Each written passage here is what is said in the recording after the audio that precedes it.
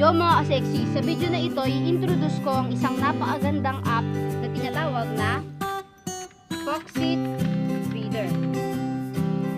Siya ay pang-read ng mga PDF. Yan. Pang-read siya ng mga PDF.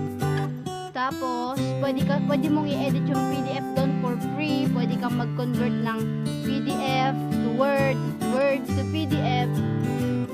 Tapos, PowerPoint to PDF, PDF to PowerPoint, basta. Lahat ng mga connected sa PDF. Pwede mo siyang i-download for free. Pindutin mo lang to.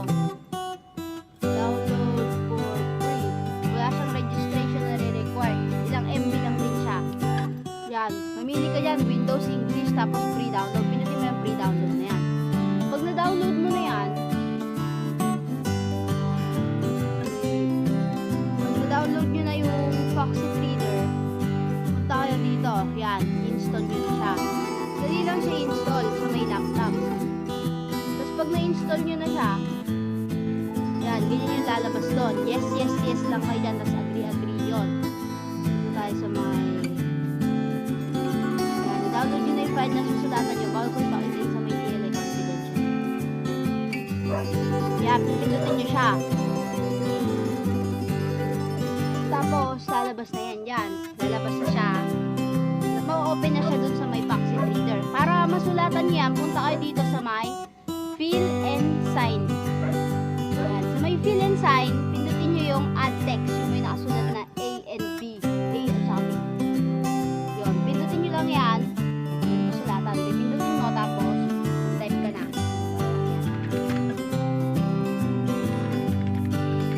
Yan.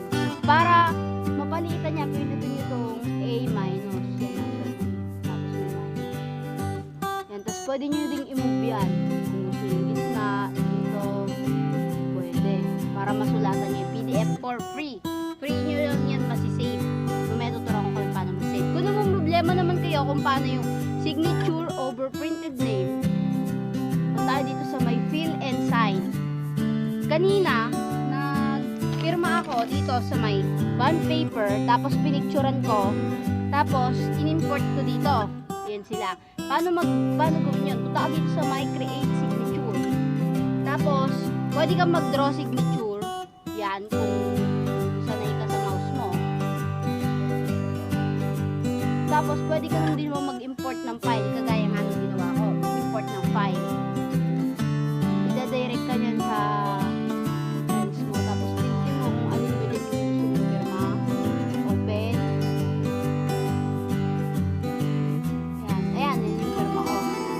save. Pag save mo na yan, punta ka dito ulit, tapos hanapin mo kung aling pirma ba dyan. Ito siya. Papatong mo lang siyang ganyan. Dito. Ayan. Ayun, napatungan na. Parang ito na yung pirma niya. Parang ito yung mga pinag. Tapos, kung naman problema naman kayo kung paano lagyan ng picture,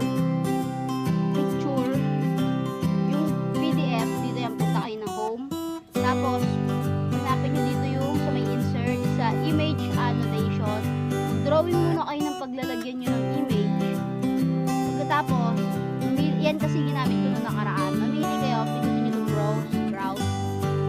Yan, pindutin nyo yan, open.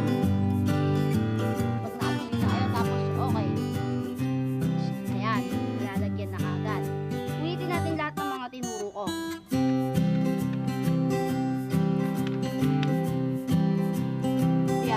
Sa pagsusulat. So, para masulatan nyo yan, punta kayo dito sa may Fill and Sign. Add text. Pindutin nyo lang yan. Yung pagsusulatan nyo, tapos mag-type tayo. Tapos pagpapaliitin, papalakihin. Ayan, pag-delete. Tapos kapag magpipirma kayo, punta dito sa Fill and Sign. Tapos create kung gagawa pa lang kayo. Pero kung nakagawa na kayo, pindutin nyo lang yan. Tapos, ipatong nyo yung firma. Pag naman maglalagay kayo ng picture, punta kayo dito sa may home. Dito sa may insert, namin nyo yung image annotation. Tapos, mag-draw kayo